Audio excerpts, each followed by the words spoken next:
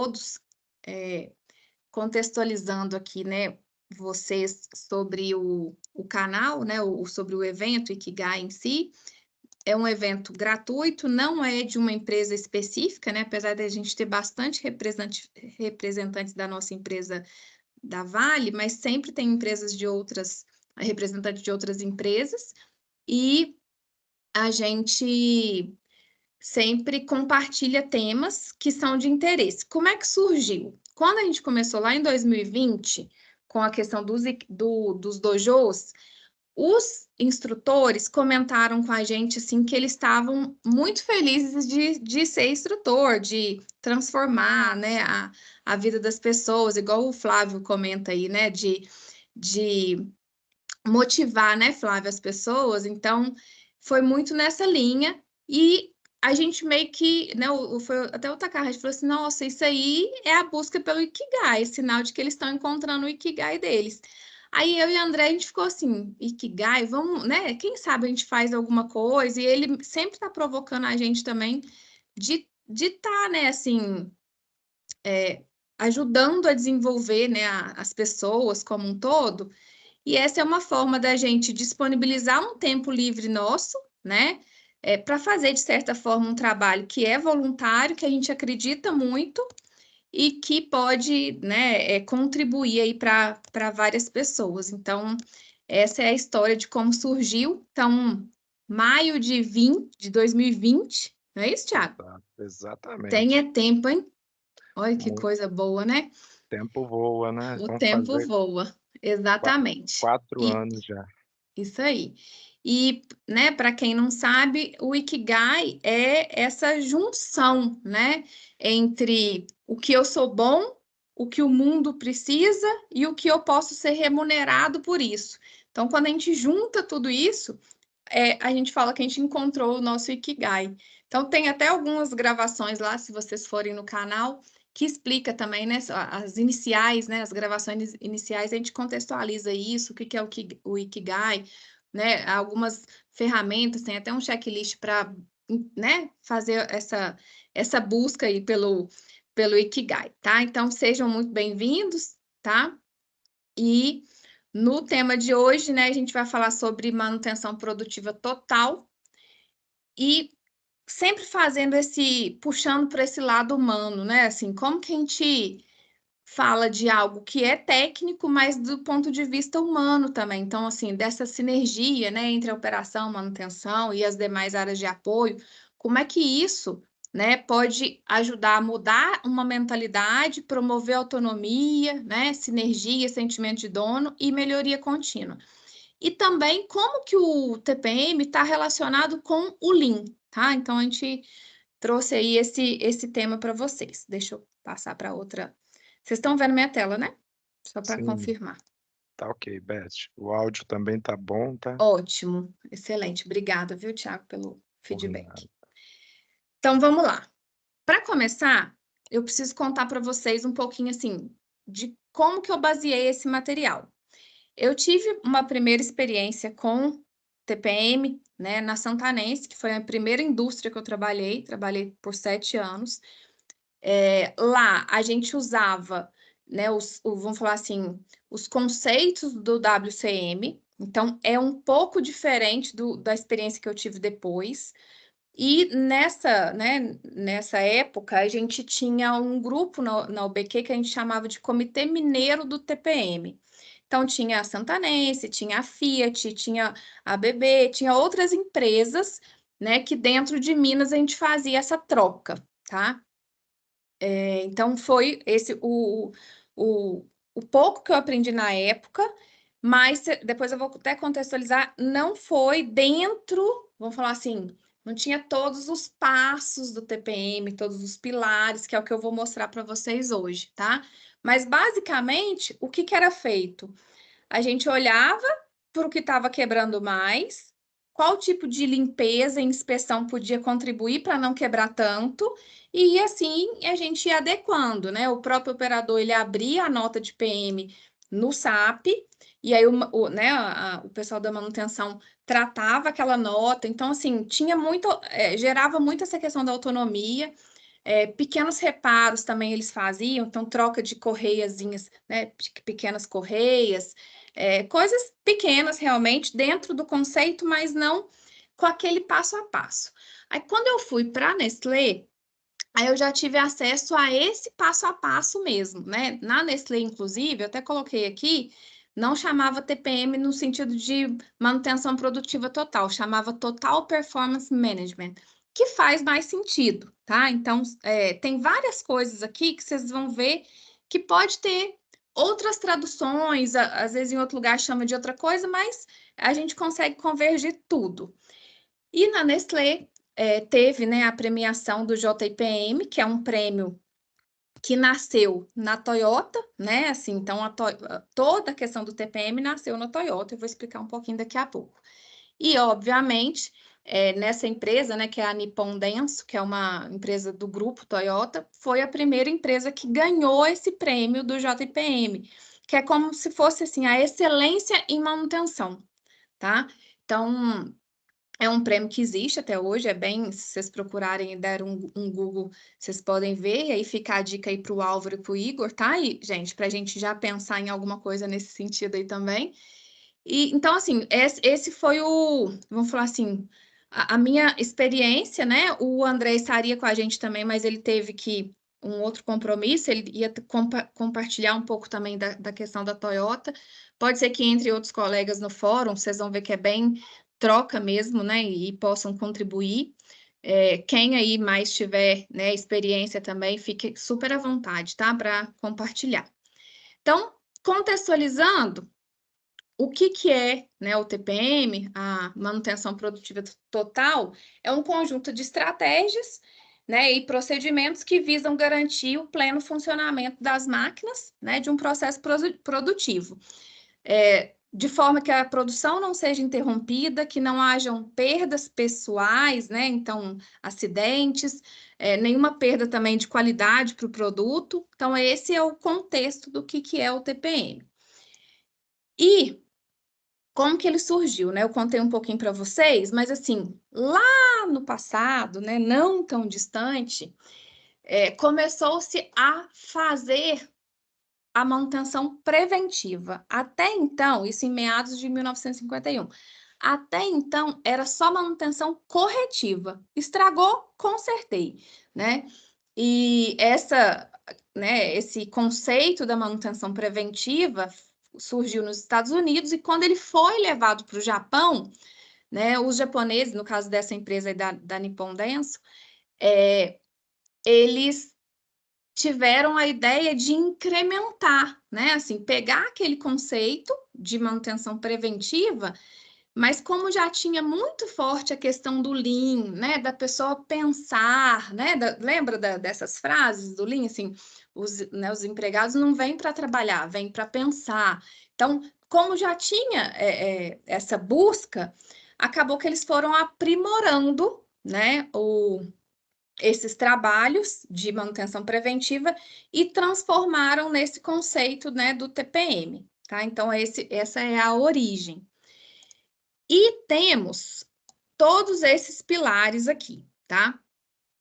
Nessa apresentação específica, eu vou me ater ao pilar de manutenção autônoma, que é o pilar que eu tenho condições de compartilhar com vocês. Mais para frente, se vocês tiverem interesse, né, de ver sobre algum outro pilar, a gente pode convidar alguém que tenha, né, alguma experiência para falar, para compartilhar com a gente, tá? Mas que eu consigo me aprofundar com vocês, eu vou estar falando do pilar de manutenção autônoma e espero que ajude aí bastante vocês no dia a dia, tá? Então, o que é a manutenção autônoma? É uma metodologia que visa aumentar a eficiência da manutenção e melhorar a segurança no ambiente de trabalho através de autonomia dos operadores para realizar intervenções de manutenção. Isso tudo é uma jornada que vai sendo construída, tá, gente?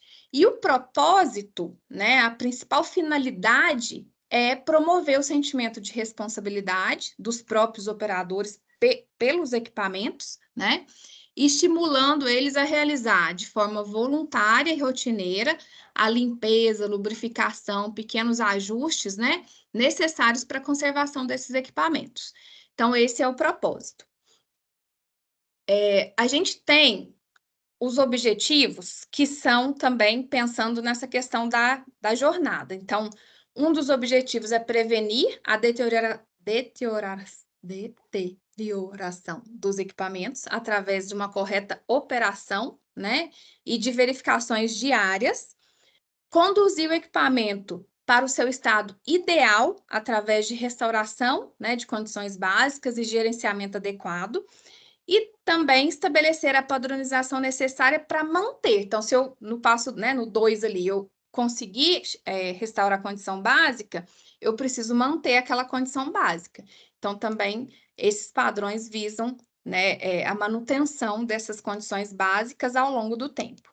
Então, basicamente, é isso que a gente tem do conceito, né, vamos falar assim, de uma forma ampla.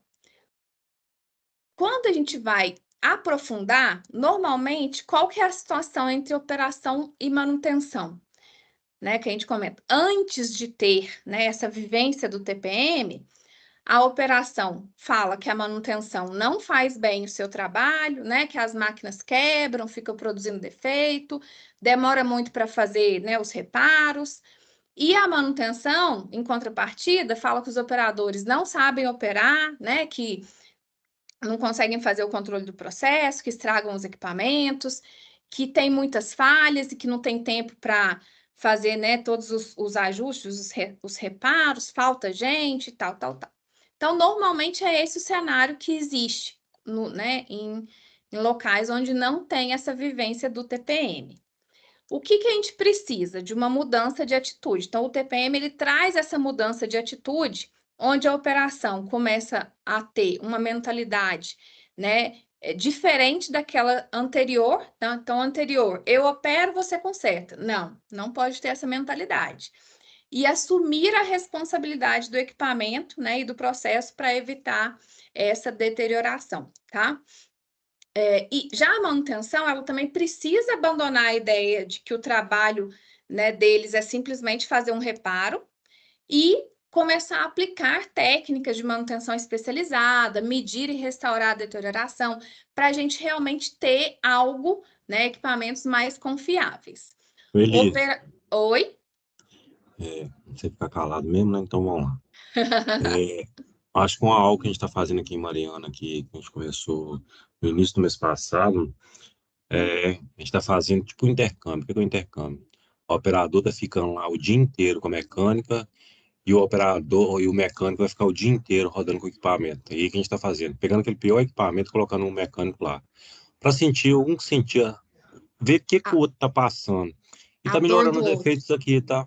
Muito bom. Gera muito, porque assim, porque você consegue gerar essa questão, né, vou falar, da empatia, né, entre aspas, e a gente acaba que vai entendendo o que um pode estar ajudando o outro. Então, o TPM é exatamente isso, né, especialmente a questão do pilar da manutenção autônoma, é como que a área técnica, né, a manutenção, o time de manutenção, pode contribuir para que o operador consiga ser mais autônomo, né, de forma a cuidar melhor do equipamento e ele cuidando melhor do equipamento, o equipamento vai quebrar menos, vai liberar a hora para o né, para o time de manutenção fazer outras coisas que vão gerar ainda mais confiabilidade no equipamento e esse ciclo, né, vai ficando cada vez mais virtuoso. Então, é basicamente isso mesmo, Flávio. Então, esse tipo de contato é bem interessante mesmo, muito bom, tá? E esse impasse é antigo, né, nas organizações, né? Total. Antigo e antiquado, né? Assim, Uhum, exatamente. por que não, né, formar essa consciência de empatia mesmo pelo outro, de que eu tenho que operar o equipamento da maneira mais consciente possível para não quebrar, porque se quebrar, dependendo da manutenção, eu estou expondo um colega meu de trabalho lá da manutenção a risco, né? Porque pode ser Uhum, complexo a falha, a quebra do equipamento. Então, assim, Isso aí. é bem antigo e bem antiquado mesmo. E, assim, já Exatamente. houve um tempo na Vale, houve não, né? Ainda há esse tempo, ainda existe, né? Que a gente tenta acabar com isso, né? Com esses impasses, assim. Ainda tem um problema maior, né? Como a Vale é muito setorizada, né? Falando de Vale, a Vale é uma empresa muito setorizada, ainda há impasses internos, né? Por exemplo, falando de operação, há impasses entre o planejamento de mina e a própria operação. Falando de manutenção, existe impasse entre a elétrica, existe impasse entre a mecânica, entre a equipe da lubrificação, entre a equipe da solda, e o propósito nunca é alinhado, né? Uhum. É isso aí. E é esse o ponto, né? Como que a gente faz para deixar cada vez mais claras, né, as funções, derrubar essas barreiras, né? E trabalhar essa questão de ter a confiança mútua, né? Que é um time só, deles se apoiarem, né? Integrar e realmente ter essa visão de que se o equipamento está parado, né? Não é bom para ninguém, né? Se ele deveria estar operando e ele está parado, não é bom realmente para ninguém, tá? Então, é isso mesmo. Então, essa figurinha aqui ilustra bem esse antes e depois aí, né? Quando a gente muda essa atitude através do TPM, tá? A gente tem alguém com áudio aberto? Deixa eu ver se eu consigo descobrir quem que é. Ah, obrigada, obrigada. Bom, então, seguindo aqui, a gente tem 3 tarefas básicas, né? Que a gente precisa executar na manutenção autônoma. Identificar os problemas, eliminar os defeitos e prevenir falhas. Então, basicamente, é isso que a gente vai buscar, né, ao longo aí da jornada, né, dos passos que eu vou mostrar para vocês agora, quais são esses passos. Então, a gente tem 7 passos desse pilar da manutenção autônoma, tá? Como disse, né, é uma jornada. Aí aqui de novo, né, aquela observação. Pode acontecer de ter uma diferença, né, de nomenclatura aí de alguma literatura para outra, tá? Mas é questão de tradução mesmo, mas quando você aprofunda, você vê que é realmente a mesma coisa que a gente está falando. Então, primeiro é o passo da limpeza, né, / inspeção inicial, é a etiquetagem, né? A gente vai. Então, o que é feito nesse time? Eu até usei umas carinhas aqui conhecidas, tá, gente? A gente tem um grupo de trabalho autônomo, que a gente chama de GTA, e a gente tem aqui o layout do processo. Então, imagina que esse aqui é o nosso processo. Aí tem eu, o Tiago, o outro Tiago, tá? O André, a Sueli e o Antônio. Então, nós somos os operadores, né, desses equipamentos. E manutentores também, tá? Então, o time se junta, tá? E vai fazer essa limpeza inicial e junto com a limpeza, obviamente, tem-se a inspeção. Então, eu vou perguntar aqui para vocês. Quem aí, quando teve o primeiro carro, lavava o carro pelo menos uma vez por semana? Ainda lavo. Oh, Tiago, você é um ótimo exemplo. E aí, você me conta assim, você conhece cada arranhãozinho? Se aparecer um arranhão novo, você sabe? Cada mínimo detalhe da lataria eu sei. Perfeito. Qualquer detalhe, se aparecer um novo, ele rapidamente eu Você identifico. identifica. Por quê? Esse xixi é fora de série. Por que que você sabe, né? E assim, normalmente, quando a gente tem o primeiro carro, né? Às vezes depois a gente vai perdendo um pouco isso aí. O Thiago é mais cuidadoso, a gente sabe por quê, né? Quem conhece o Thiago sabe. Mas, normalmente, com o primeiro carro, a gente tem muito isso. A gente conhece cada detalhe. Se aparece um detalhe novo, um arranhãozinho, a gente sabe. Porque normalmente é a gente que limpa. Então, quando é a gente que limpa, né, a gente está fazendo ali a forma mais básica de manutenção, né? A gente já está fazendo a inspeção, a gente conhece no detalhe. Então, esse é a importância da gente fazer isso. Então, o que a gente faz? A gente junta esse time, né, que a gente chama de GTA, eles vão para a área e eles vão fazer essa limpeza minuciosa, eliminar todas as, né, a sujeira, poeira, objeto desnecessário, tá? Vai expor todas as anormalidades, então, o que a gente chama de etiquetar. Então, eles vão para campo, tiram todos, né, os objetos desnecessários, né, todos o que não serve, sucata, enfim, e vão fazendo a etiquetagem das anormalidades, tá? Se tiver alguma falha, né, alguma limpeza, alguma coisa mais básica também, é nesse passo que a gente vai fazer, tá? No passo 1. Mas um grande evento inicial é o que a gente chama de limpeza inicial. Depois disso, né, que aí ali também nesse momento faz-se o treinamento, né, do time e tudo mais, e depois disso segue, né, o time segue sempre fazendo esse tipo de observação, né, de inspeção, de limpeza e etiquetagem, né, ao longo do passo 1. Então, lembrando, gente, a limpeza é a forma mais básica de manutenção. É muito importante. Não adianta eu pensar em outros, mega estratégias de manutenção se eu não estou fazendo limpeza, tá? Então, esse é um ponto aí que a gente precisa sempre se atentar. Bom, então, dado a limpeza inicial e inspeção, mas eu vou inspecionar e vou etiquetar o quê? Como é que eu descubro o que é? Então, tem uma parte, né, do treinamento que é feito com esse time para eles entenderem o que precisa, né? O que eles precisam encontrar. Então, a gente vai falar muito do equipamento em condições básicas. Um equipamento em condições básicas, ele tem que estar limpo, lubrificado e ajustado. Sempre. Um equipamento limpo, lubrificado e ajustado, ele não vai quebrar, tá? Então, esse é um ponto que a gente precisa sempre lembrar. A combinação dessas anormalidades, então, da sujeira, da lubrificação ineficiente, da vibração, quando eu junto tudo isso aqui, ó, com certeza eu vou acelerar a deterioração e eu vou ter uma quebra, tá? É fato isso. Então, a chave para a gente reduzir, né, as quebras e prevenir a deterioração acelerada é a gente fazer realmente essa limpeza, inspeção, etiquetar e resolver, né, as anormalidades enquanto elas estão pequenas. A falta, né, de condição básica no equipamento vai resultar realmente em quebras e em redução de performance do equipamento, tá? Quando a gente fala dessas falhas enquanto elas estão pequenas, vocês imaginam aqui esse iceberg, ó, tá? Esse iceberg a gente não tá vendo um monte de coisa, mas quando aparece a quebra ou a falha, a gente enxerga, que é o que a gente chama de perda crônica, porque gerou uma perda. Mas as falhas latentes, né, são pequenas aqui e ao longo do tempo, se a gente não for corrigindo, elas vão se transformar numa quebra ou numa falha, tá?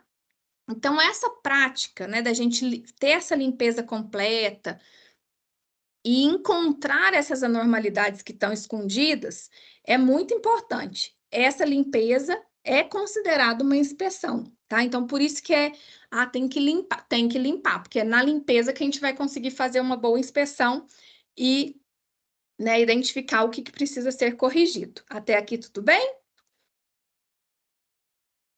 Ok, gente? Começando até a viajar aqui.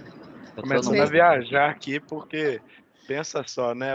A pessoa, hoje dando exemplo de Vale de novo, né? Assim, a gente tem os lavadores de equipamento, né? Eu tô até viajando aqui. Esse pessoal podia ter uma visão ou uma preparação em inspeção melhor, né? Tipo assim, ter um olhar mais calibrado para a inspeção de determinadas partes do equipamento, né? Por exemplo, Uhum. identificar facilmente uma trinca estrutural, identificar um vazamento ali que está crítico, alguma coisa desse sentido, né? Para facilitar ainda mais a vida do inspetor propriamente dito e consequentemente, da manutenção também, né? Exatamente. É essa a pegada, viu, Tiago? E aí, E a esse prática time. hoje, Ah, e hoje, assim, a gente, caminhões, né? Pelo menos caminhões, a gente fala que a gente está junto, né? A prática hoje é essa, né? Quando você vai receber um equipamento, né? O próprio inspetor, a gente mesmo da manutenção, né? Antes de retirar, faça já uma prévia no local para garantir, né, que nada salta aos olhos, né? Na questão de limpeza. Então, assim, faz muita diferença para identificar, igual a Titi falou, de vazamento, para identificar anomalias, né? Identificar possíveis melhorias, principalmente quando o equipamento vem de mina, né? Ele está vindo direto da mina para uma preventiva. Ele pode vir, né? Ou vem com alguns tipos de alarmes que você consegue identificar assim, diretamente proporcional na condição de limpeza, de sensor, de suítes, né, para a gente poder agir de forma mais rápida e mais coesa na manutenção. Isso aí. E aí depois eu vou precisar da sua ajuda para a gente dar um outro exemplo né? Vamos imaginar que a gente vai evoluindo nessa questão do TPM. Chega um momento que o time da manutenção ele começa a olhar o seguinte: olha, que tipo de inspeção ou qual o jeito de operar, né? O Flávio está aí, ele fala muito sobre isso. O jeito de operar que vai gerar menos falha, menos quebra, né? Vai deteriorar menos o equipamento. Qual limpeza que poderia ser feita pelo operador que vai ajudar a prolongar, né, a vida útil dos componentes e por aí vai. Então, assim, essa questão da limpeza, né, da manutenção, né, do primeiro nível ali de manutenção é muito nobre, porque se a gente faz ela, a gente ganha muito em confiabilidade de equipamento. Muito bom. Obrigada, viu, pela contribuição aí. E aí, gente, esse time, né, esse time de operadores, eles vão ser ensinados a identificar 7 tipos de anomalias. São esses aqui, ó, falhas menores ou falhas ínfimas, falta de condições básicas, local de difícil acesso, fontes de sujeira, defeitos de qualidade, objetos desnecessários e problemas de segurança, tá? Daqui a pouquinho eu vou explicar cada um deles. Então, quando a gente fala de falhas ínfimas, né, ou falhas menores, são, né, pequenas oxidações, né, poeira, sujeiras, pintura danificada, né? Tipo esse exemplo aqui, eu tenho uma pintura que está danificada. Por enquanto não dá nada, mas se eu não cuidar disso aqui, ao longo do tempo, vai dar alguma coisa, né? Vai crescendo, né? Vai chegando num ponto que eu não consigo retornar essa condição básica e pode gerar uma quebra. Então, são coisas realmente pequenas, né? Descascamento, desgastes, né? Pequenos amassados, enfim. Algo que ainda não está prejudicando o funcionamento do equipamento, mas que pode, ao longo do tempo, gerar uma questão maior, tá? Então, esses aqui são alguns exemplos. Quando a gente fala de falta de condições básicas, aí já é um pouquinho mais sério, né? Então, assim, eu deveria, por exemplo, vou imaginar que isso aqui é um manômetro mesmo, tá, gente? Que deveria estar fixado e não tá. Aí o pessoal colocou aqui uma fita, né? Para mostrar que já não estava no lugar certo. Eu tenho aqui, né, as aletas aqui tá faltando. Então, existe um porquê, né? Quem aí da área sabe, existe um porquê que tem essas aletas. Não é porque eu, achei bonitinho, vou colocar um monte de aleta. Ela está relacionada com, né, com o bom funcionamento né, do equipamento. Troca de calor, né, velho? Troca de calor, né? Para ela dar essa ajudada, né, Thiago? Exato. Porque o bichinho trabalha, né? Encaixes soltos, né? Esse aqui, essa foto que eu achei, eu falei, meu Deus do céu, só Jesus na causa aqui, ó. Muitas, né? Muitas questões aqui. Essa outra também, ó, espelho quebrado, aqui nem o espelho tinha. Então, assim, tudo isso é falta de condição básica. Se eu tenho algo que o fornecedor, né, desenhou para ser de uma forma e na área está diferente, a menos que alguém tenha feito uma gestão de mudança, tenha estudado, tá, né? Se foi realmente algo que foi cuidado e quis chegar naquele ponto, ok. Mas se não foi, eu estou tratando de falta de condição básica, tá? Então, tem aí de vários exemplos. E foi muito interessante que essa semana eu fui andando pela área, né? E aí eu falei assim, quanto mais eu andava, mais eu achava exemplo. Eu falei, meu Deus do céu, já tá bom de exemplo, né? Porque a gente tem muito mesmo. Então, à medida que vocês forem aí, né, pensando, quiserem compartilhar também algum exemplo, prensa cabo, então, tipo assim, tudo que existe por algum motivo, né? Alguém desenhou, né? Eu vou pegar um exemplo que o Takahashi gosta, assim, sem querer polemizar muito, mas assim, quando a gente olha, por exemplo, um automóvel, ele tem as molas, tudo no lugar, a altura do solo e tal, aí tem gente que vai lá, corta a mola, troca a mola, não sei o quê. Cara, existe um porquê, ele né, tem aquela especificação. Então, assim, se eu estou fazendo isso, eu estou tirando ele das condições básicas. Então, é esse o conceito, tá? Pensar sempre no projeto, como é que ele foi concebido e como que ele está hoje. Outra anomalia é o local de difícil acesso. Se ele está aí, é capaz dela arrepiar. Então, assim, ó, eu tenho um registro que está em cima de um tanque, difícil de acessar, né? Eu tenho uma lubrificação que eu tenho que fazer, que eu tenho que abaixar. Eu tenho uma outra lubrificação que eu tenho que subir numa escada, né? Eu tenho aqui uma polia, uma correia que tá rodando aqui dentro, eu não estou sabendo o que está acontecendo ali dentro. Eu tenho aqui uma chave, né? Uma portinhola aqui que eu tenho que abrir e, né, tem uma tubulação que está passando aqui e não vai. Aí eu tenho aqui uma outra situação, que é já para ir instigando a gente. Eu tenho aqui um leito, né, que a gente chama, uma calha, né, um leito de Eletrocalha de cabos eletrocalha. elétricos. Obrigada, Tiago. Aqui tá tudo bem, né, gente? Vocês estão vendo? Tá bonitinho aqui, não tá? Vou ampliar aqui, ó. Tá bonitinho aqui, ó. Porém, eu também tenho uma eletrocalha aqui embaixo, ó, que tem ali, eventualmente, tá caindo um material ali. E aqui eu não vou conseguir limpar. É um local de difícil acesso. Por que que aqui, ao invés de eu colocar ela assim deitada, por que que eu não coloco ela de lado, assim, para não reter nenhum material? Então, é sobre isso, tá? Oi, Antônio, diga lá. Joia, Beth, como é que tá? Tudo Cara, bem, você você? trazendo tudo jóia, você trazendo aí, né? A gente vai tratando cada vez mais para tentar melhorar a situação e acaba a gente criando uma pioria da situação. Hoje a gente está colocando uns capotex nos equipamentos, nas correias transportadoras aqui em Tubarão, e além disso já tem aquela proteção amarela. Uma inspeção bem feita de primeira linha hoje, ela está ficando cada vez mais difícil de ser feita. E hoje eu vou questionar, a gente questiona muito sobre esses desperdícios, sobre essas condições de manter, mas acaba que eu acabo tirando a qualidade de inspeção do meu funcionário que está na área. Então, hoje, acaba que a inspeção de primeira linha, ela é um gap, ela está se tornando cada vez mais um gap, e esses pontos, igual você está trazendo aí, até você falou, quanto mais eu ando, mais eu ia achando. Isso aqui, cara, isso, pra você ter uma ideia, lá em fábrica, esse ponto dessa calha que você está trazendo aí, ela gerou parada, nós ficamos com a usina parada 3 dias para esvaziar essas calhas que estavam com risco de ceder depois do acidente que a gente teve da queda. Então, Pois isso é é. muito sério quando a gente fala em condição de acesso, né?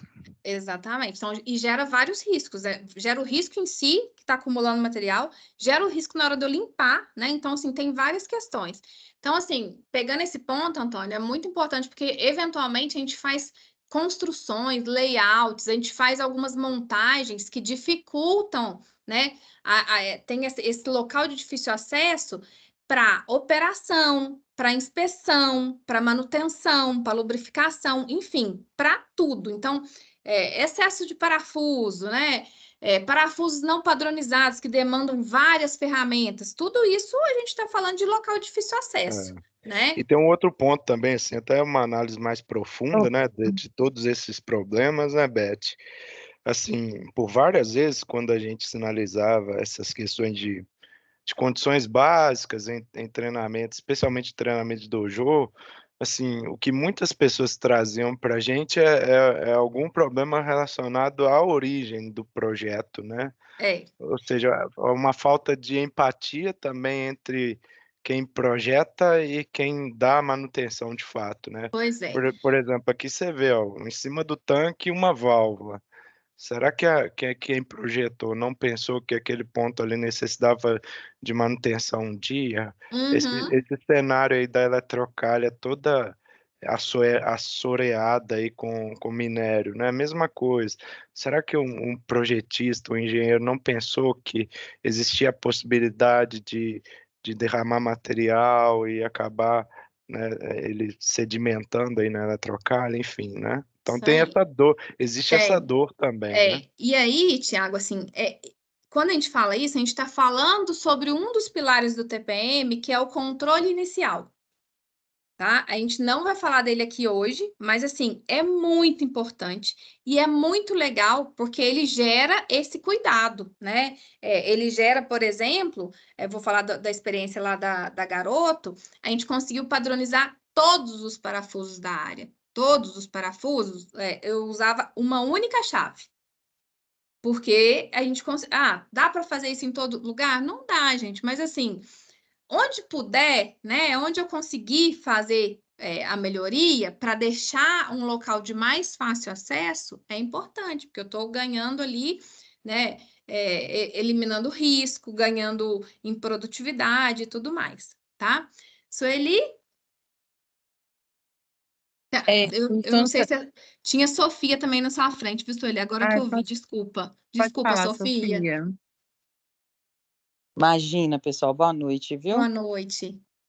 Eu acho que o Thiago falou algo aí que a gente até na manutenção aqui em Itabira, a gente costuma falar que os equipamentos não são projetados para dar manutenção, né? Eu sou da manutenção de equipamentos de mina, com exceção dos caminhões fora de estrada, né? E são várias as situações onde acessar para ver, para inspecionar, para fazer esse controle, né, inicial aí bacana, que é quase um contorcionismo, né? E a gente cada vez mais está tendo que pensar numa forma diferente de acessar para tentar ter essa qualidade aí que a gente tanto está falando aqui, né? Uhum. Então, realmente é uma realidade que os equipamentos, muitas vezes, eu falo, eles não são projetados para dar manutenção. Não. Né? A gente tem uns emaranhados de mangueiras, uns emaranhados de componentes, né? Acessos em locais sem acesso, né? Coisa que a gente tem que acessar em local que não tem qualquer preparação no equipamento para acessar. E eu acho que esse é um grande desafio para as manutenções. A gente falou aqui das eletrocalhas, né, que é um exemplo que a gente vai ver sendo da manutenção elétrica ou não, mas a gente, nos equipamentos, tem muita situação em que a gente fala como que essa equipe consegue executar essa manutenção, porque realmente você de olhar, você fala, não tem como acessar. Como que eu inspeciono as condições de uma mangueira que está no emaranhado com 30 mangueiras, né? Então, realmente é um desafio muito grande. E aí, quando vocês trouxeram no início, mais no início aí, né, a relação da gente ir se colocando, né, um lugar do outro, na mesma hora eu pensei, poxa vida, que vontade que eu tinha de quem está lá fabricando, da manutenção, que está projetando, para quem sabe, né, num futuro talvez não tão distante, a gente tem equipamentos mais preparados para pessoas darem manutenção, né? É um desafio muito grande. Eu acho que tudo que a gente está falando aqui é uma realidade para todos nós, é um desafio, mas também só da gente começar a pensar dessa forma, a gente consegue também desconstruir, né, alguns viés, sempre foi feito assim, sempre dei um jeito, né? Então, acho que é muito importante esse ponto que o Thiago trouxe aí, e já queria de antemão aqui agradecer, está muito bacana o material, muito bacana a forma como está sendo conduzida aqui. Obrigada, Sofia. Oi, Su, diga lá. Oi, boa noite. Eu tive dificuldade para levantar a mãozinha porque eu estou no celular hoje. Eu queria chamar a atenção também para o lado comportamental. Então, assim, eu já vivenciei todos esses cenários, tá? Só para registrar. Quantas vezes nós ficamos em uma zona de conforto? Nós começamos a olhar para estes cenários e entendendo que isso é normal. E não é normal.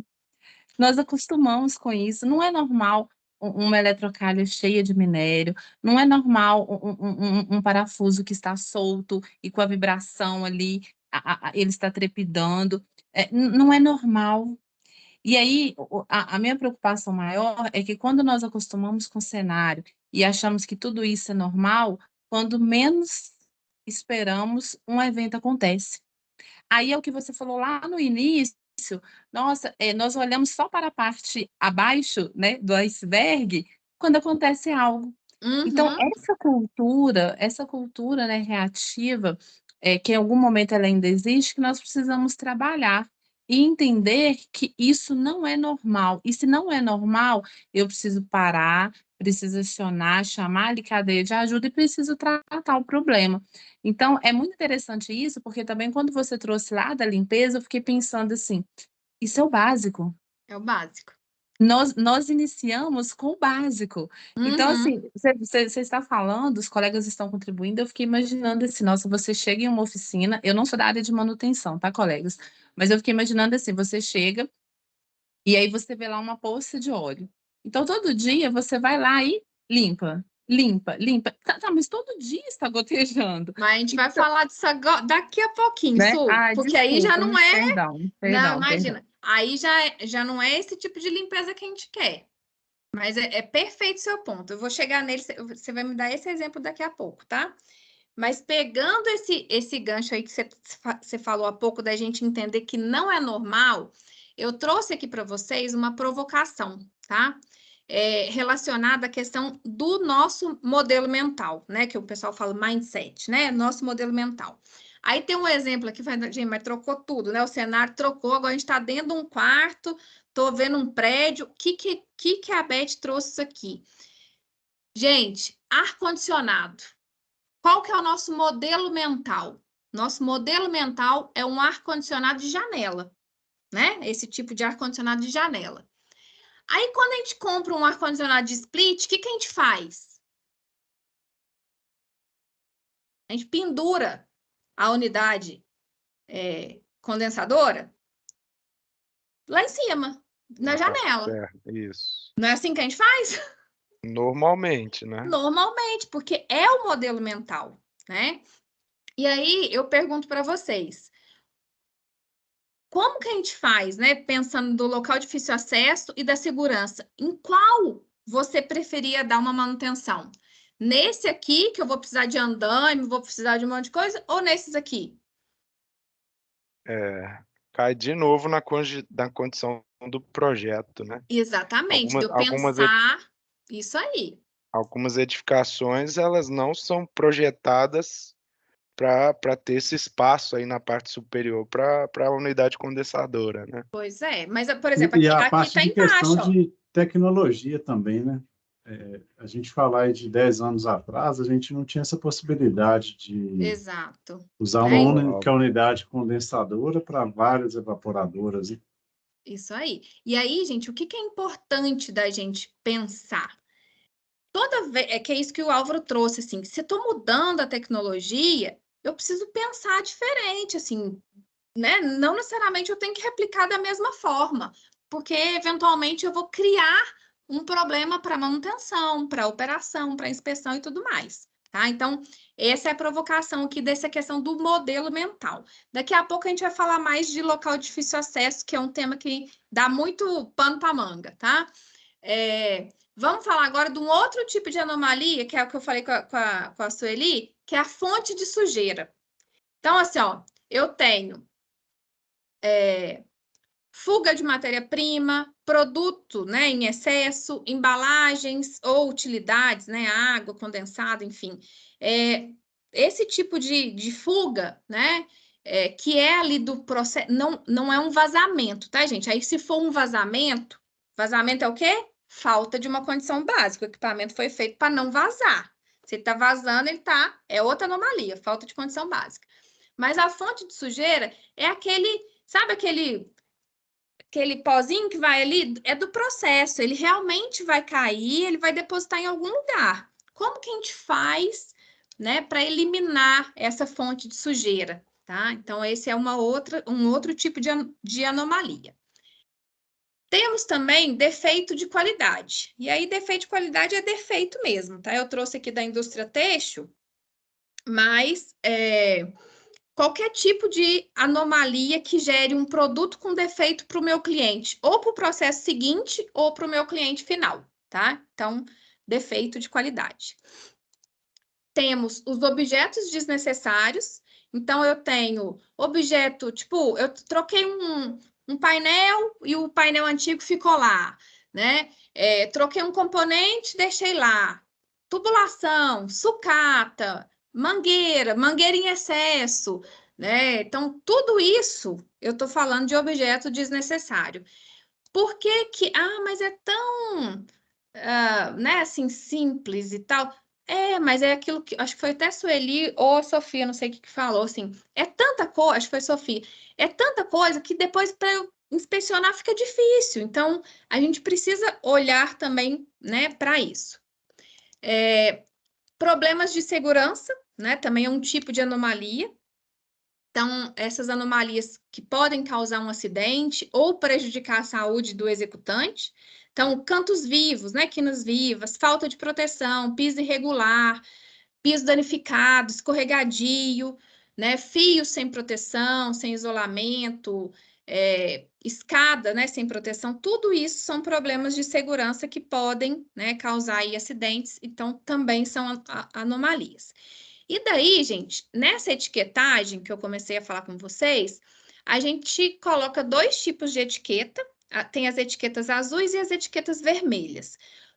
Quando vou falar assim, uma linha de produção, ela está em passos iniciais do TPM, é muito mais comum a gente ver etiquetas vermelhas, porque o time, né, os executantes, os operadores, eles ainda não têm muita propriedade para resolver as anomalias, tá? Então, normalmente a gente abre as etiquetas vermelhas, né? Então, eu sou uma pessoa que sou o operador daquela linha. Eu vou abrir uma anomalia, por exemplo, vou abrir uma de objeto desnecessário. É uma sucata que está lá e eu mesmo posso recolher e tirar? Eu posso abrir uma azul e eu mesmo vou resolver. Agora, não, é um painel, instalar um novo e deixar o antigo. Então, realmente tem que ser uma etiqueta vermelha, porque é o time de manutenção que vai ter que vir aqui. Então, a cor da etiqueta vai direcionar quem vai solucionar aquela anomalia, tá? Além disso, a gente tem aqui em qual passo do TPM, então de 1 a 7, em qual passo aquela linha está, qual que é a prioridade de resolver aquela etiqueta, existem as regras, tá, gente, de prioridade para resolução, qual que é o equipamento, né, quem que abriu, qual que é a data e a descrição da anomalia. E, em alguns casos, o pessoal traz também qual que é o tempo estimado para fazer aquele reparo. Às vezes fica em branco, pode ser que depois venha alguém e escreva, porque é importante, depois a gente vai falar sobre isso. E tem-se um quadro de gestão visual para fazer esse controle. Então, tem as etiquetas, né, que chegam, à medida que elas vão sendo tratadas, elas vão, né, sendo colocadas nas caixinhas específicas, geram aí, né, alguns controles que são importantes para a gente entender se está no caminho ou não. Sobre os tempos, eu vou compartilhar com vocês aqui o que normalmente acontece, mas obviamente que dependendo da situação, para-se a linha, né? Não temos dúvidas disso. Mas, assim, normalmente, uma etiqueta que está associada a um risco maior aí, né, para algum empregado, risco de acidente, ou um risco de acidente ambiental, ou uma iminente interrupção da produção, ou, né, defeito de produto, tem a prioridade alta e no máximo 2 dias para se resolver. Claro que o GTA, né, junto com a gestão, os gestores daquela área, dependendo da situação, é realmente um caso de intervenção imediata, né? Mas é só para vocês terem uma ideia aí da questão dos prazos, tá? E quem, Beth, que faz essa etiquetagem? É qualquer pessoa ou a figura de um inspetor? E se essa etiqueta a gente pode comparar com a nota que é aberta pelo inspetor no sistema SAP? Isso aí, Tiago. Uhum. Quem abre a etiqueta normalmente são os operadores, tá? Alguém da manutenção pode abrir? Pode. Mas normalmente são os operadores, até porque a gente está ensinando para eles identificarem as anomalias. Como eu falei com vocês, nas áreas onde não se usa a etiqueta, igual eu falei da Santanense, o operador abria direto uma nota de PM no SAP. Ele tinha acesso, ele abriu uma nota e o time de manutenção tratava aquela nota, né? Transformava ela ou não em uma ordem, né? De manutenção e por aí vai. Mas sim, se a gente fosse pensar na analogia do SAP, é como se fosse uma nota, tá? Eu estou ali levantando um cartão e falo, isso aqui não está legal, eu preciso que alguém veja isso aqui. É exatamente isso. E não precisa ser o inspetor, né? Normalmente é o operador, porque estou transformando esse operador num operador autônomo, né? Para ele realmente conseguir ter essa visão do todo, tá bom? Bom, então a gente falou, né, dessa parte aí do passo 1, que é da limpeza e inspeção inicial, ok? Vamos para o passo 2. O passo 2, gente, da mesma forma, né? Tem aqui a divisão, né? Às vezes a gente, ao invés de chamar de layout lá, a gente fala assim, qual que é a divisão do boi? Aí tá aqui a divisão. E nessa divisão, o pessoal vai quantificar, tá? Todas as fontes de sujeira e locais de difícil acesso. Então, como é que a gente quantifica?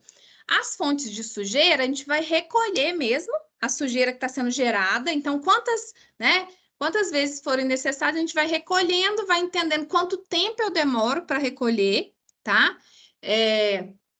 E quanto, né, em peso mesmo, né, que eu estou recolhendo, qual que é a quantidade ali que eu estou recolhendo e quantas vezes, qual que é a frequência mensal disso, vai tomando nota. E dos locais de difícil acesso, a mesma coisa, né, se é de limpeza, se é de inspeção, se é de lubrificação ou operação, qual que é a frequência mensal, quanto tempo se gasta, e aí depois vai multiplicando isso e vai entendendo, né, e transformando, obviamente, isso, né, em dinheiros, né, porque se eu estou gastando um tempo a mais, eu estou gastando, né, tô tendo um custo maior também, tá? Então, faça primeiro esse levantamento, né, dos locais de difícil acesso, fonte de sujeira, e quanto que eles estão gerando aí de prejuízo, vamos falar isso, assim. A gente junta o time e define ações, que a gente chama ações para SRS, eliminar, combinar, reduzir ou simplificar.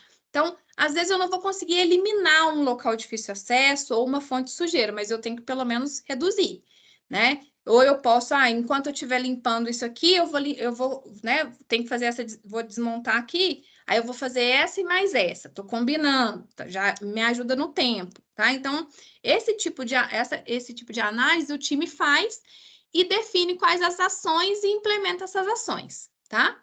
Depois que implementa as ações, aí eles vão medir o depois. Quanto tempo, né? E quanto que deixou de gerar de fonte de sujeira e quanto tempo eu estou gastando depois das melhorias. E eles também elaboram o que a gente chama de LPP ou loop, né? Lição de um ponto, que é para treinar os operadores. Eu vou mostrar para vocês daqui a pouquinho alguns exemplos e também faz o registro dessas melhorias, né? Como se fosse ali, para a gente, ali, os registros de Kaizen, como se fosse isso, tá? Muito importante, não confundir fonte de sujeira com local sujo, que é aquilo que a Sueli falou, né? Assim, não é o local, né? Vamos falar assim, limpo, não é o que mais se limpa, é o que não está sendo, né, sujado, vamos falar assim, tá bom? Então, isso tudo a gente vai caminhando com o time. E aí, quando a gente fala do local de difícil acesso, eu trouxe aqui para vocês ficarem com o coração mais em paz, um antes e depois, né? E aí a provocação. Então, para eu operar, é melhor eu não precisar subir. Então, o antes e o depois.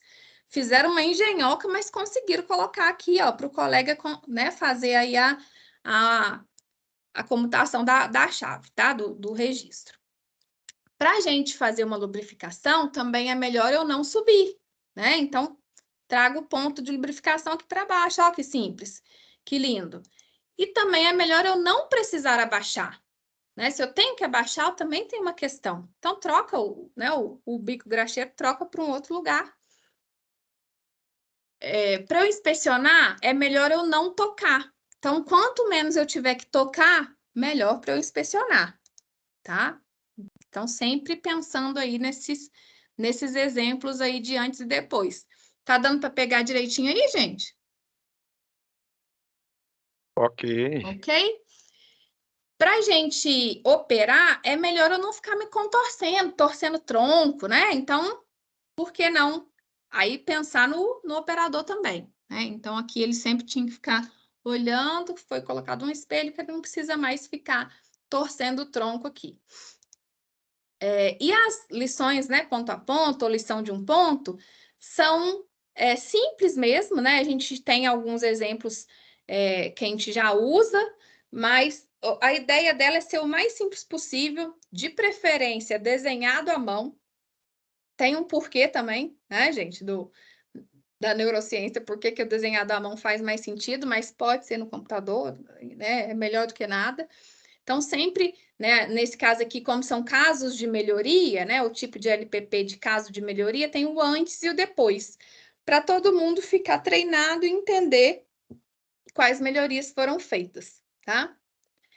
Bom, depois a gente vai para o passo 3. O passo 3 é a gente estabelecer os padrões provisórios. Por que provisório? Provisório, gente, porque a gente ainda está numa jornada, a gente ainda está melhorando os equipamentos, melhorando as condições, né? E por aí vai. Uma coisa que eu esqueci de falar para vocês. Para passar de um passo para o outro, existem uns pré-requisitos, né? Então, por exemplo, para eu passar do passo 2 para o passo 3, eu tenho que eliminar X% das fontes de sujeira e local de difícil acesso. Tem tipo um checklistzinho que o time de trabalho faz, né? O GTA faz, o gestor daquela equipe faz. E aí, se eles vão entendendo que eles podem chamar o nível, né, acima, eles vão chamando aquele nível acima, faz o mesmo diagnóstico, né? E aí, quando o diretor da planta faz o diagnóstico e fala assim, não, realmente, vocês cumpriram tudo isso aqui, a gente considera que a linha passou de passo. Então, é aquela festa, né? Então, tem toda esse ritual e esse cuidado de eu sou o operador, eu só vou chamar meu gestor para falar que eu estou pronto para mudar de passo quando eu, de fato, entender pelo meu diagnóstico que eu estou pronto. E aí o meu gestor só vai chamar o gestor dele quando ele entender que realmente a linha está pronta e por aí vai. Isso ajuda a gerar autonomia e responsabilidade. Faz sentido? Não vem alguém assim do nada me auditar, entendeu? Assim, é eu que estou falando, gente, vem aqui porque eu fiz aqui a lição de casa, tá? Então vamos para o passo 3. O passo 3, gente, por que os padrões são provisórios? Porque a gente ainda está nesse processo, nessa construção. Então, a gente vai construir padrões de limpeza, né? E procedimentos para inspeção e lubrificação. Nessa etapa, normalmente, o time, né, ou os operadores, eles absorvem 70% das atividades de lubrificação. Então, pensa assim, ó, no passo 1 e no passo 2, eu já melhorei as condições para lubrificação, né? Então, os locais de difícil acesso a gente já resolveu. Então, tudo isso já vai melhorando, já vai possibilitando que o time, né, de operadores vão conseguindo incorporar no seu dia a dia essas atividades. Em contrapartida, vai liberando tempo do time de manutenção para eles tratarem ainda mais melhorias. Então, eles vão sempre focando mais em melhorias e aquelas atividades mais simples que dá para a gente transferir para a operação, vai sendo transferido. É muito bom, porque eu vou me capacitando enquanto operador, né? Eu vou ficando diferenciado em relação a outros operadores, tá? E nessa etapa também, os operadores, eles recebem capacitação sobre elementos de fixação, que é o próximo, né? Que vai gerar essa transferência de conhecimento. Então, o time de manutenção vai capacitando o time de operadores. Primeiro nas questões de lubrificação básica, depois sobre elementos de fixação. E aí, nessa etapa... Beth, oi? Desculpa te incomodar, atrapalhar você falando. Mas imagina. Olha, você tá trazendo aí uma das coisas que a gente tem conversado muito aqui, sabe? É o tal da gente falar que hoje nós temos que entender que não é não é manutenção, não é operação, nós somos a equipe de produção. Exatamente. Quando você traz com essa visão de equipe de produção, você consegue fazer esse link. E aí é o que a gente traz muito hoje com as empresas, as dificuldades das empresas, que às vezes o cara não tem uma expertise nessa primeira inspeção. E quando eu faço essa preparação do cara para ele poder conseguir enxergar o problema, eu consigo ter resultado. E esses padrões, eles trazem isso, né? Quando você consegue enxergar o problema, às vezes você está fazendo um cara para fazer uma inspeção de primeira linha, o cara não tem um retorno positivo do que ele está olhando. Isso aí a gente tem a prova dos gaps que foram levantados, principalmente com a equipe de operação. Grande parte foi reprovada em lubrificação hidráulica, e são coisas básicas da inspeção de primeira linha. E se eu não tiver o cara capacitado, entendendo o que ele está fazendo, se ele não tiver pelo menos o padrão de entender o que, onde, por quê, na hora da inspeção, isso vai trazer problema. É só compartilhando assim, um exemplo que eu trago para vocês, é que a gente tinha um trabalho era material fugitivo, mas a gente englobava tudo isso. Quando a gente começou a trabalhar junto, a manutenção e a operação, e a gente começou a ensinar o cara por que a gente estava levando aquele ponto para o FMDS, a gente começou a ter o ganho na entrega do levantamento de problemas. Só que hoje, eu acho que a gente tem muito essa falha de não capacitar não só que a manutenção ela entende o que ela está fazendo, mas o cara que é o responsável do equipamento, muitas vezes, ele não entende o porquê que está com aquele problema. E quando você traz isso aí, só reforça a importância de eu capacitar não só aquele cara que vai executar, mas o cara que vai inspecionar também, né? Isso aí. E aí é capacitação mesmo, ele vai entender qual que é a função do lubrificante, por que não pode ter contaminação, né? Por que ele tem que limpar o bico graxeiro antes de bombar o lubrificante? Então, assim, todos os pormenores, entendeu? E além disso, aí no caso aqui, né, os exemplos, ele tem o padrão explicando qual que é o ponto, quanto que ele vai colocar de lubrificante, qual que é o lubrificante que ele vai colocar e por aí vai, tá? Então, assim, é realmente essa construção, tá, Antônio? Bom, gente, eu vou dar uma aceleradinha aqui, tá? Mas vai dar tudo certo. Se for o caso, depois a gente faz mais aprofundamentos, tá? Bom, então esse é o passo 3. Aí a gente vai para o passo 4. O passo 4 também é muito gostoso, que é a inspeção geral das máquinas, né? Dos equipamentos. Nesse ponto, né? Transmitir conteúdos básicos aí, né, para o GTA, isso que o Antônio estava falando, como que eu desenvolvo a habilidade do time de fazer essas inspeções. A gente coloca, né, os equipamentos em condições ótimas, né? E aí tem uma metodologia chamada Centerline, eu vou passar para vocês sobre isso. E a questão das melhorias, né? Para facilitar aí as inspeções, as lubrificações, né? Tudo isso usando os controles visuais. Então, não precisa exatamente começar no passo 4. Tem coisas que a gente pode começar um pouco antes, mas no passo 4 vai ser muito importante os controles visuais. Então, por exemplo, para qual que é o lado de rotação, né? Qual que é o risco que eu tenho aqui? Né? Tá girando ou não tá girando? Porque faz sentido tá girando para eu entender se ele tá funcionando, se ele tá refrigerando. Uns manômetros, né? Assim, qual que é a faixa de trabalho ideal? Por que ele não pode estar para cada um dos lados? E aí, além do controle visual, tem o porquê também disso, né? Então, deixar tudo mais visível. Aqui eu consigo ver, né? Que está aqui o nível do óleo, né? E eu consigo enxergar o componente, né? Se ele está realmente ali legal. Aqui também da mesma forma. A questão aqui do ajuste, né? Outro de nível aqui. Essa parte aqui que não é um selo, mas é uma pintura mesmo, é um marcador industrial que me fala se aquele elemento de fixação ainda está, né, com o torque adequado que foi dado. Ah, Beth, precisa para tudo? Não, gente, não precisa para tudo. É isso que o time vai construir, né? Porque se eu for sair colocando para tudo quanto é parafuso, não faz sentido. Mas quais fazem sentido? Né? Onde eu tenho riscos, onde eu tenho questões que podem gerar questões de qualidade, por aí vai. Então, por exemplo, registros, né? Para que lado abre, para que lado fecha. Esse registro, essa válvula, ela fica normalmente aberta ou normalmente fechada.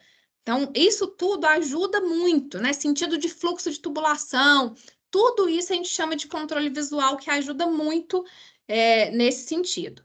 Bom, aí, indo um pouquinho aqui, ó, para vocês verem um exemplo, Como que era uma inspeção antes? Ó, isso aqui é de muito tempo, tá, Sueli? Não se assuste. O operador, ele tinha que subir e colocar a mão para ver se estava vibrando aqui, se o motor estava funcionando. Ele fazia isso em 1 por 1, tá? Tá dando para ver? Ok. Depois, eles fizeram uma melhoria, e aí o operador, deixa eu até... Ó, custa acessar... Olha o risco, gente, olha a situação. Aí eles fizeram uma melhoria e arranjaram uma varetinha. E aí o operador ficou todo feliz. Aí o operador vai lá com a varetinha, ó, pela varetinha, né, transfere a vibração, ele entende se está funcionando ou não. Beleza. Não satisfeitos, eles foram lá e fizeram uma outra melhoria. Olha só. Dá para ver aqui? Dá para ver que eles colocaram tipo Parece uma linha, uma fita Hellman, assim, ó. Não é molenga demais, não, sabe? Ela é meio durinha. Então, quando ela vibra, dá. Aí, desse ponto aqui, ele consegue enxergar todas as fitinhas que estão vibrando. Olha o tanto que a gente ganhou. Não vou falar de produtividade, não, gente, de segurança. Olha o quanto que é importante o controle visual. Daqui, ele consegue enxergar todas os decks da peneira. Então, só para a gente ter essa ideia, tá? Outra coisa, aí passando na área, essa semana, eu vi, olha isso, gente, um radiador lá da usina, aí daí a pouco o pessoal colocou um controle visual nele, foi, não, peraí, gente, eu tenho que fazer aqui uma filmagem para o pessoal ver. Olha que bacana. A importância, né, desse radiador tá refrigerando a bobina, o que pode acontecer se eu não refrigerar? Então, é isso que o Antônio estava falando, da gente realmente capacitar o time para eles entenderem a importância de tudo isso, tá? E aí, o Centerline, ele faz o quê, gente? Ele pega tudo que eu preciso medir e eu entendo se eu já tenho como medir ou se eu preciso buscar alguma forma de medir. Aí aqui eu trouxe alguns exemplos. Então, assim, ó, tem esse equipamento aqui, ele tem que medir a temperatura dos discos, a velocidade, pressão dos discos de selagem, né, que são esses dois aqui de baixo, vazão do ar do sanfonador e do lado de cá, a altura do mordente. Beleza. Aqui na altura do mordente, por exemplo, não tinha como medir. O pessoal teve que dar um jeito. Aqui já tinha, mas tá vendo que não tem controle visual ainda? Olha o que eles foram fazendo. Colocaram o controle visual, tá? Aqui no mordente, colocaram ali em cima do negocinho, eles colocaram uma chapinha e colocaram esse indicador aqui, né? Para eles conseguirem ter essa referência de onde está a regulagem do mordente. Então, tudo isso eles vão fazendo, tá dentro dessas atividades do Centerline. Então, faz primeiro, né? Condiciona a linha, né, os equipamentos para você conseguir fazer as medições. Então, gera esse plano para você medir, faça as medições e define qual que é né, em qual o valor aquela variável precisa estar. Depois que faz isso, aquilo vira inspeção para o próprio operador. Então, o operador chega lá e vai olhar, olha, tá realmente dentro da faixa? Tá. Se não tá, ele já sabe o que ele tem que fazer, tá? No passo 5, já vem a inspeção geral do processo. Aí entra ainda mais isso que o Antônio falou com vocês, né? Assim, tá até aqui uma matriz de habilidades e conhecimentos, a matriz vai ficando mais completa. Eu vou entendendo melhor sobre o meu processo como um todo, tá? A questão das inspeções fica, né, mais claro, onde que eu tenho que estar, olhar o quê. Então, se eu tenho vários mostradores, né, vários manômetros, enfim, mostradores, eu coloco todos virados para onde o operador tem que estar. Eu não preciso ir lá e ficar me contorcendo para saber né, qual que está a medida daquela variável, tá? Então, isso tudo melhora muito a confiabilidade e a segurança global dos processos. Então, o time vai desenvolvendo isso e eles vão desenvolvendo também o que a gente chama, né, de OCAP, enfim, é o plano de reação. Se algo tiver errado, né, se algo tiver... Então, eu estou lá olhando uma variável, e a variável está abaixo do que ela deveria. qual que é a reação que eu preciso ter? O que eu preciso ter de ação, né, para corrigir aquela variável? Então, tudo isso faz parte do passo 5 aí da inspeção geral do processo, tá? No passo 6, aí já vem a padronização da manutenção autônoma. Lembra que no passo 3 era um padrão provisório? Aqui, os padrões já são, né? A gente já tem mais propriedade do que precisa ter no padrão, né? Já tem-se a revisão. Obviamente, gente, que o tempo todo essas revisões vão acontecendo, né? Não precisa, não vou travar, mas é esse ponto, né? Da gente aplicar realmente esse conceito aí da confiabilidade, né? Tanto da confiabilidade do equipamento quanto do processo, né? O processo também tem que ser confiável, o respeito pelo padrão, né? E pelo trabalho padronizado. Então, todo mundo construiu aquilo junto e todo mundo vai seguir aquilo junto, tá? Então, a gente intensifica mais aí o ganho de conhecimento dos operadores. Eles vão, de fato, se tornando operadores autônomos, eles cuidam, aquilo ali é o negócio deles, eles têm gestão sobre o negócio deles, tá? É o que a gente chama aí do conceito, ele vira tipo, né, a mini empresa dele é aquilo ali, ele tem autonomia para cuidar daquela mini empresa, tá? E no passo 7, que é o passo derradeiro, né? Já vem a questão da autogestão. Então, ele está preparado para fazer a autogestão. Então, as melhorias são massivas, né? Tem a total participação dos colaboradores nas atividades. O atingimento dos resultados para o negócio é sustentável e é a longo prazo, tá? É o último passo, gente, onde a gente consolida tudo que foi implementado. Obviamente que continua a questão, assim, se aparecer alguma coisa, né, o pessoal já vai saber o que fazer, já vai saber como tratar. Então, o processo em si, né, ele está estruturado e padronizado, né, a melhoria é contínua e é baseada, e é bastante presente, né, nas revisões dos padrões existentes e tudo mais. Do ponto de vista do desempenho, deve haver grande estabilidade do processo, sem falhas e com rápida correção de desvios e anomalias. Tem-se uma lenda de que em linhas, né, em passo 7, eu não cheguei a trabalhar nenhuma em passo 7, tá, gente? Não tive essa oportunidade. Eventualmente, você pode até apagar a luz e sair da linha que tudo vai continuar funcionando como deveria. De tão na mão que o processo está, de tão estável que o processo está. Nessa empresa que eu trabalhei, existia-se os pisos já tinham uma condição boa, mas existia-se uma recomendação de só fazer esse tipo de tratamento no piso, né? O piso epóxi, pintar tudo de novo, no último passo. Então, eu não vou fazer isso quando eu estou fazendo passo inicial. Eu vou fazer quando eu já tenho realmente, eu já tratei tudo que eu tinha que tratar. E também se pintavam as máquinas, né? Obviamente, respeitando aí o padrão de cores, né? Tem coisa que não pode se pintar de outra cor, mas a carenagem de máquinas, né? Onde podia, pintava-se de branco.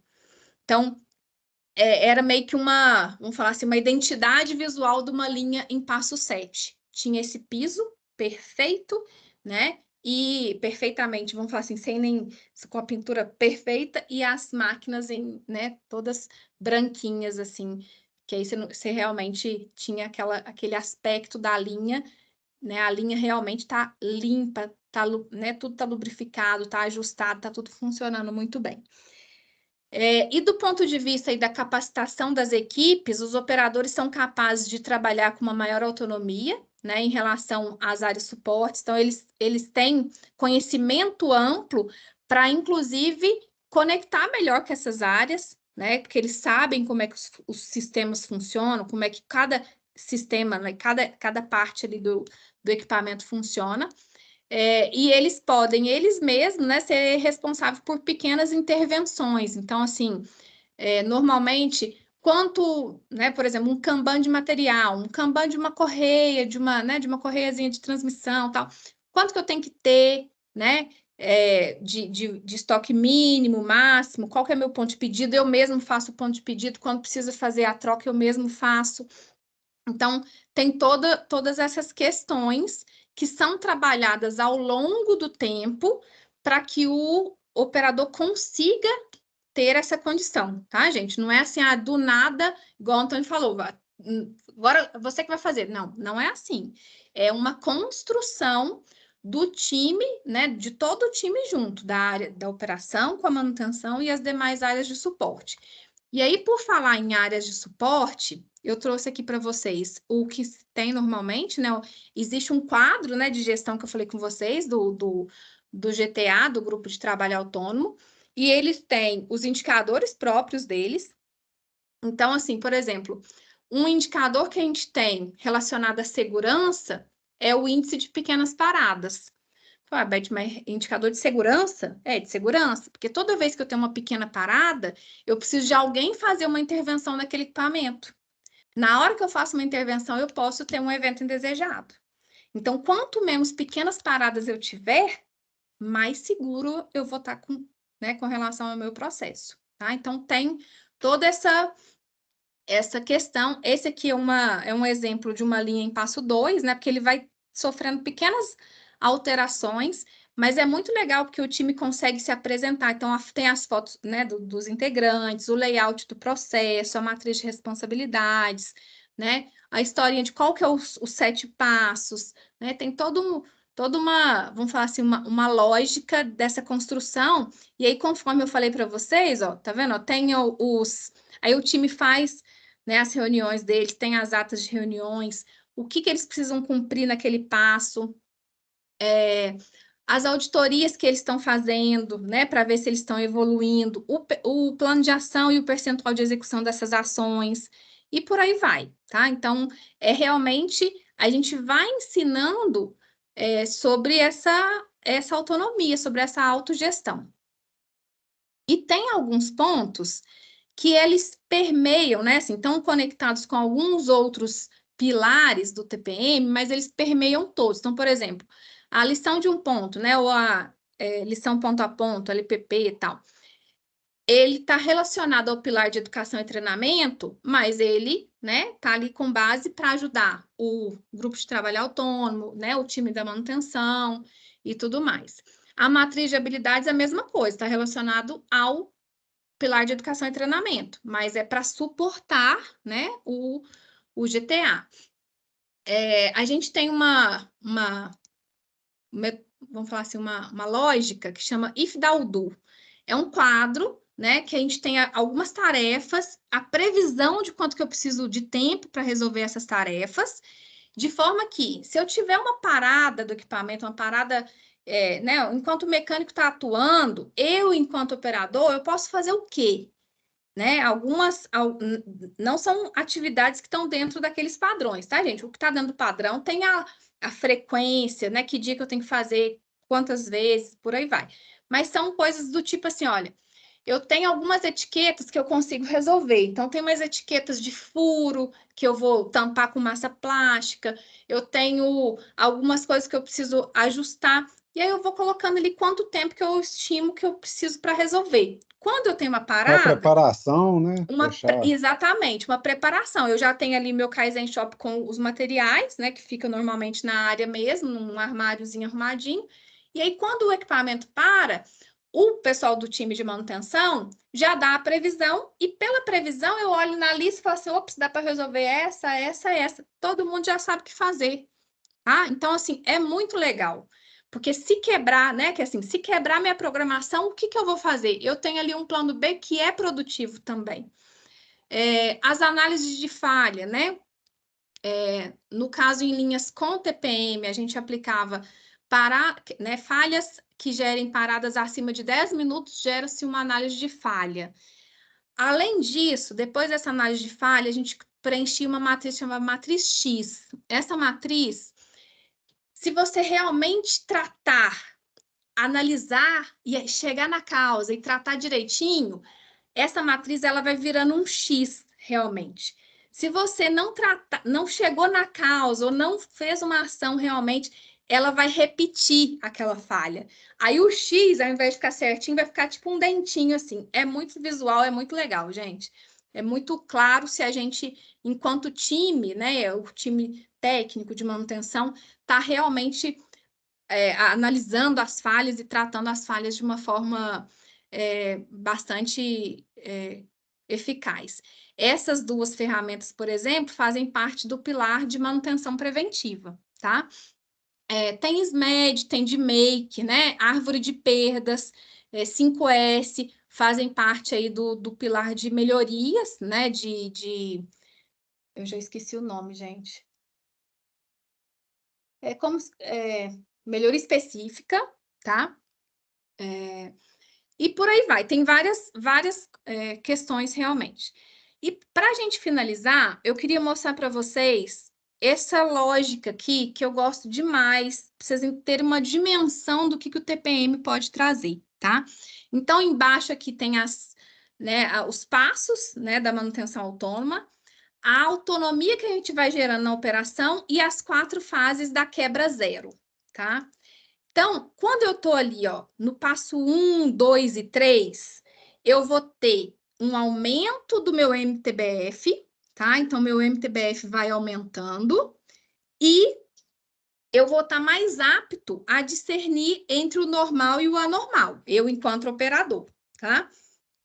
Então, eu deixei até aqui uns nomes diferentes, mas vocês vão ver que é a mesma lógica. Eu deixei de propósito para a gente ver que, às vezes, muda um pouquinho o nome do passo, mas é a mesma lógica. Quando eu já venho com o passo 4, né, que aqui está inspeções técnicas, mas quando a gente apresentou, a gente chamou de inspeção geral do equipamento, eu já tenho um aumento da vida útil, tá, do meu equipamento. E, de novo, né, eu vou conhecendo melhor o equipamento, as funções, as estruturas, que é o que o Antônio comentou. A gente vai realmente gerando essa autonomia.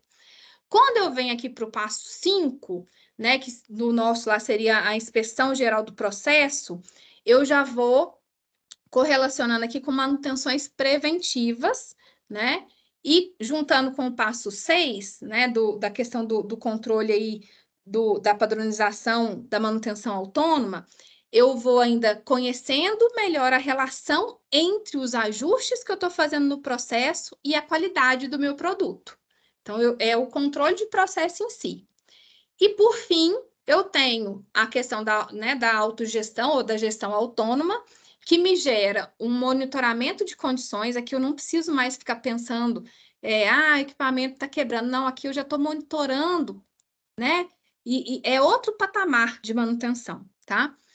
E eu estou apto a gerir a minha máquina. Então, essa correlação aqui, eu acho ela muito bacana para a gente entender o quanto que os passos da manutenção autônoma, né, dentro do TPM, pode nos levar à quebra zero, tá? Como que isso faz através da autonomia que a gente vai gerando na operação, tá bom? E para fechar, deixei aqui uma frase para vocês, né? Segundo o doutor Seiki Nakashima, a melhor prevenção contra quebras de equipamentos deve partir de um agente bem particular, o operador.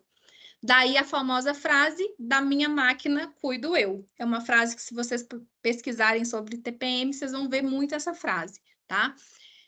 E aí, uma reflexão para a gente. Se você não está contribuindo para a confiabilidade, você está contribuindo para as falhas, com certeza.